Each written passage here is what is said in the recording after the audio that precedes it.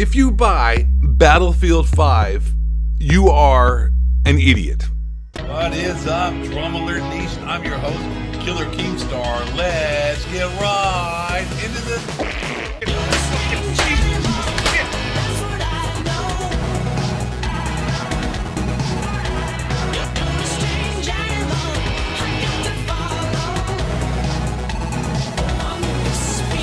Welcome to the video, my friends. My name is 8 Thoughts, and yes, if you bought Battlefield 5, I hate to break it to you, man. I hate to have to, do this to you. You may or may not be a complete actual beta male idiot if you bought Battlefield 5. Now, I know a lot of you watch this video probably bought Battlefield 5. Some of you who are fans of mine, some of you who just found this video randomly are probably getting a little angry right now, and that's cool. That's cool. Get angry, get mad. I mean, this is my channel, this is my opinion. It doesn't mean we can't be friends. It just means I think you've made a poor decision, and I think you're an idiot for buying Battlefield 5. In this video, I'll have my own opinions that, like I said, you may not agree with, and also I'll give you some facts and some actual superior reasoning as to why you should not have bought Battlefield 5 or why you shouldn't buy Battlefield 5 if you were thinking about it.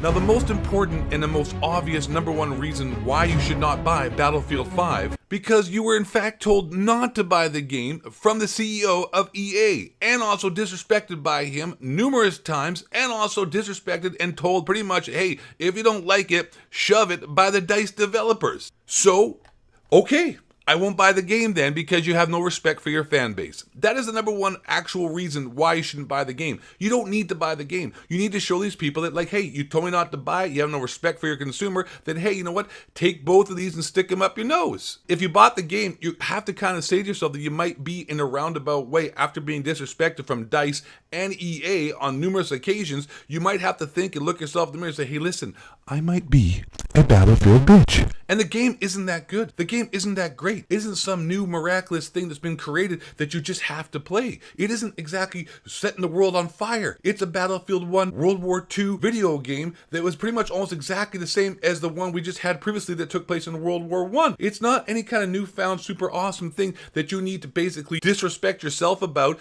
and still give this company, EA and DICE, your money because you just have to play it. So that main reason, the fact they were complete jerks to all of you, to all the Battlefield fan base, and the people who opposed in the decision making that DICE and EA were doing, and were told basically to, sit on these yourself and rotate, and when it gets to your elbow, the ride's over. Thanks very much. Don't buy the game. You still went out there like a battered spouse syndrome, a Stockholm syndrome individual.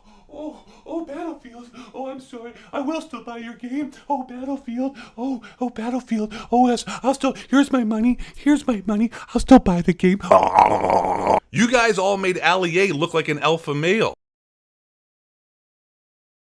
The next reasons why you shouldn't buy this game are more based upon some of my personal preferences and the problems that I have with the development of the game, and how I guess one could say it's absolutely utter, without doubt, nonsense calling a game World War II Battlefield when the game really has no basis on reality. Why would you call it a World War II game if you're actually not going to base the game on reality of what World War II was like? Not going to have Nazis. No, we're going to have cybernetic lesbian soldiers with robotic arms and 360 double wide no-scope cricket bats on the battlefield, out there kicking ass, grunting, running around.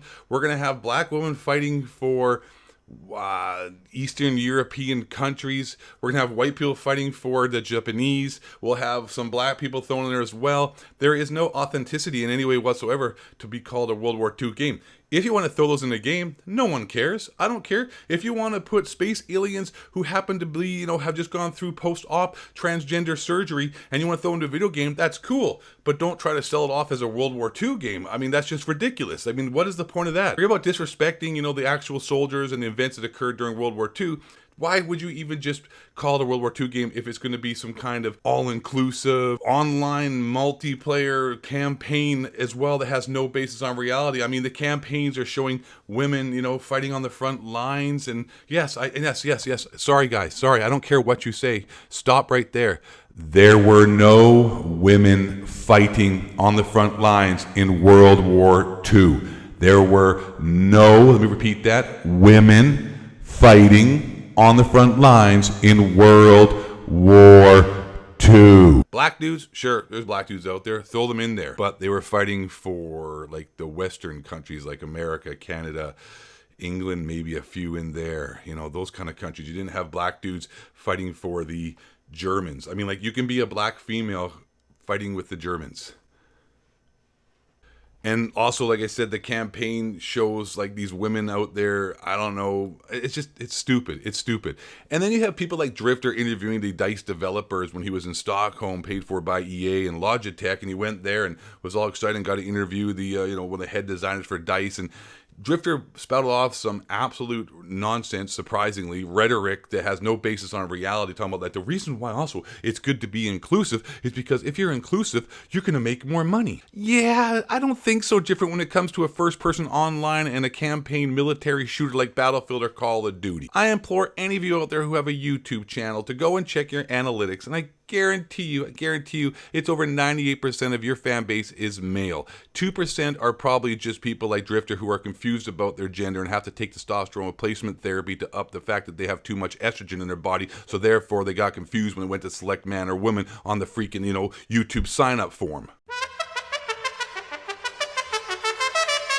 And on top of that, ladies and gentlemen, I guarantee you that 99.9% of women who consider themselves gamers, don't play Battlefield. So the fact that you have to be inclusive because, like as a DICE developer said, I wanted my daughter to have the chance to be able to play as a World War II character, and then if there was a woman, I didn't want to have to tell her that she couldn't be a woman. Well, hey, how about you actually be a good father and tell her, like, yeah, sorry, there were no women fighting on the front lines. If you want to be like, a pilot or a person, a nurse working at the back or working at the back of the field, loading arms and helping out with those kinds of ways, because women did have a role in World War II, without a doubt. They did a great job. But, the fact that you just can't be honest and be like, yeah, sorry, no women, once again, to repeat this point, no women fought on the front lines ever in World War II. Nobody thought there were women snipers in Russia. Oh. You know what? Also, there were grandmas fighting for Russia in World War II because something like 40 to 50 million Russians died. Everybody and their freaking grandma and uncle and anyone with one leg and a freaking kickstand was fighting in World War II because the Russians were the ones that pretty much helped win the war against Germany. Just point that out there. So that entire country had one of the most, if not actually factual, the biggest sacrifice as far as population deaths than anybody else in the freaking war. All right, so Russia, yeah, congratulations, yes, women were sniping for Russia. But the fact that he wanted to talk about how inclusivity as well helps them sell more games. You know what helps sell more games? Don't insult your fan base and then tell them not to buy the game. That might be a hint and tip, and that's pretty much the overwhelming theme here for this video, is that if you bought this game, you're a bitch. Because you bought a game and you went back and took in a developer after they pretty much smacked you in the face with a giant hit me some more, EA. But we have free DLC, 8 Thoughts. Oh, cool. You can take that DLC, wrap it up into a tight little ball and stick it up your ass.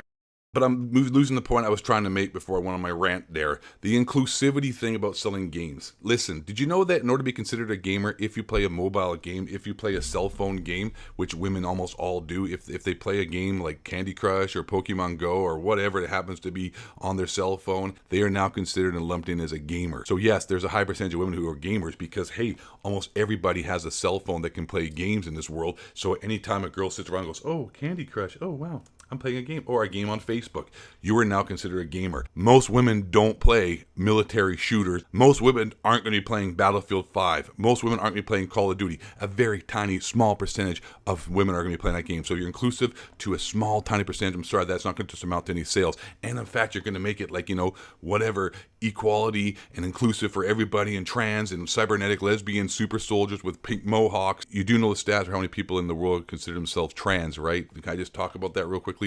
It is percentage points, ladies and gentlemen. It is percentage points.